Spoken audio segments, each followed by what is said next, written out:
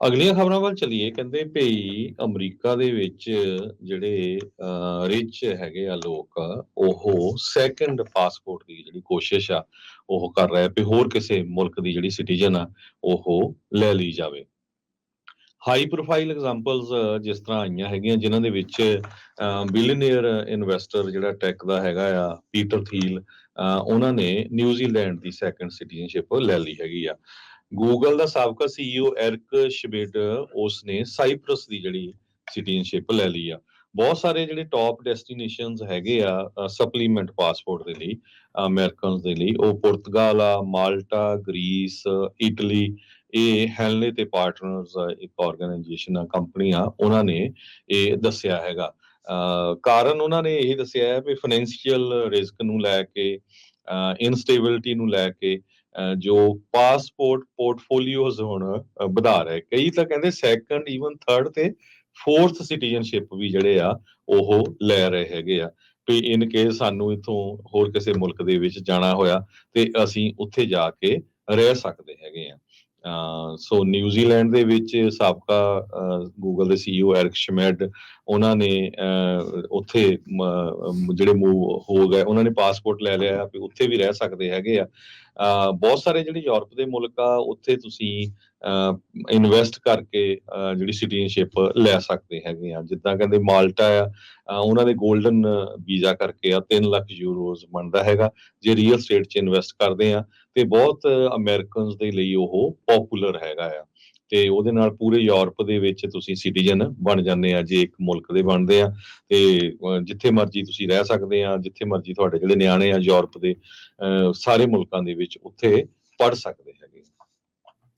ਜੀ, ਅਗਲੀ ਜਿਹੜੀ ਗੱਲ ਕਰਦੇ ਜਾਈਏ, CDC ਨੇ ਹੈਲਥ ਅਲਰਟ ਇਸ਼ੂ ਕੀਤਾ ਆ।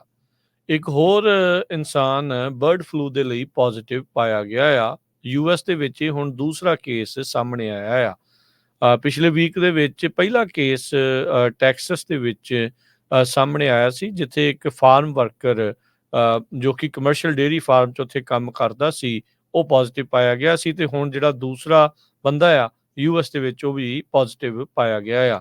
ਯੂਜਲੀ ਜਿਹੜਾ ਏਵੀਅਨ ਫਲੂ ਆ H5N1 ਵਾਇਰਸ, ਜਿਸ ਨੂੰ ਬਰਡ ਫਲੂ ਕਾਮਨਲੀ ਜਿਹੜਾ ਉਹ ਜਾਣਿਆ ਜਾਂਦਾ ਆ, ਲੋਕਾਂ ਦੇ ਵਿੱਚ ਇਹਦੇ ਪਹੁੰਚਣ ਦੇ ਆਸਾਰ ਘੱਟ ਹੁੰਦੇ ਆ। ਜਿਹੜੇ ਲੋਕ ਉਹਨਾਂ ਇਨਫੈਕਟਡ ਬਰਡਸ ਦੇ ਇਰਦ ਗਿਰਦ ਕੰਮ ਕਰਦੇ ਜਾਂ ਕੈਟਲ ਦੇ ਜਾਨਵਰਾਂ ਦੇ, ਉਹਨਾਂ ਦਾ ਏਰੀਆ ਰਿਸਕ ਜਿਹੜਾ ਇਨਫੈਕਸ਼ਨ ਦਾ ਉਹ ਹਾਈ ਹੁੰਦਾ ਆ। ਤੇ ਹੁਣ ਜਿਹੜੇ ਇਨਸਾਨਾਂ ਤੱਕ ਇਹ ਮਿਊਟੇਟ ਕਰਕੇ ਜਿਹੜਾ ਉਹ ਪਹੁੰਚਿਆ ਆ, ਇਸ ਦੇ ਲਈ ਹੁਣ ਕੁਆਰੰਟੀਨ ਉਹਨਾਂ ਨੂੰ ਕੀਤਾ ਜਾ ਰਿਹਾ ਹੈਗਾ ਆ। ਸੋ ਜਿਹੜੇ ਕਹਿੰਦੇ ਵੀ ਪੇਸ਼ੈਂਟ ਆ, ਉਹਨੇ ਰਿਪੋਰਟ ਨਹੀਂ ਕੀਤੇ ਵੀ ਕਿਸੇ ਹੋਰ ਸਿੰਪਟਮ ਨੂੰ, ਜਾਂ ਉਹਨੂੰ ਹਸਪੀਟਲਾਈਜੇਸ਼ਨ ਦੀ ਰਿਕੁਆਇਰਮੈਂਟ ਨਹੀਂ ਹੋਈ, ਪਰ ਕਹਿੰਦੇ ਵੀ ਉਸ ਨੂੰ ਆਈਸੋਲੇਟ ਕੁਆਰੰਟੀਨ ਕਰਕੇ, ਇਕੱਲਿਆਂ ਕਰਕੇ ਟਰੀਟ ਜਿਹੜਾ ਉਹ ਕੀਤਾ ਜਾ ਰਿਹਾ ਹੈਗਾ ਆ। 2022 ਦੇ ਵਿੱਚ ਕੋਲੋਰਾਡੋ ਦੇ ਵਿੱਚ ਵੀ ਇੱਕ ਜਿਹੜਾ ਪੇਸ਼ੈਂਟ ਆ ਉਹ ਪੋਜ਼ਿਟਿਵ ਪਾਇਆ ਗਿਆ ਸੀ। ਉਹਦੀ ਵੀ ਇਨਫੈਕਸ਼ਨ ਜਿਹੜੀ ਪੋਲਟਰੀ ਨੂੰ ਹੈਂਡਲ ਕਰਦੇ ਹੋਏ ਹੀ ਉਸ ਨੂੰ ਹੋਈ ਸੀਗੀ। ਸੋ ਬਰਡ ਫਲੂ ਇਸ ਟਾਈਮ ਸਰਕੂਲੇਟ ਕਰ ਰਿਹਾ ਆ ਵਾਈਲਡ ਬਰਡਸ ਦੇ ਵਿੱਚ।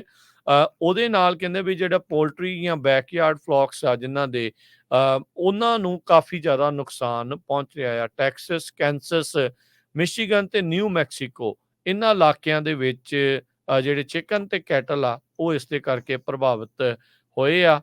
ਬੀਤੇ ਸਮੇਂ ਦੇ ਵਿੱਚ, ਕੁਝ ਦਿਨਾਂ ਦੇ ਵਿੱਚ, ਬਹੁਤ ਸਾਰੇ ਮਿਲੀਅਨਸ ਆਫ ਜਿਹੜੇ ਚਿਕਨ ਆ, ਉਹਨਾਂ ਨੂੰ ਜਿਹੜਾ ਉਹ ਮਲ ਕਰਨਾ ਪਿਆ ਸੀ, ਮਾਰਨਾ ਜਿਹੜਾ ਉਹ ਪਿਆ ਸੀ, ਤਾਂ ਜੋ ਇਹ ਹੋਰ ਥਾਵਾਂ ਦੇ ਉੱਤੇ ਨਾ ਫੈਲੇ। ਜੀ।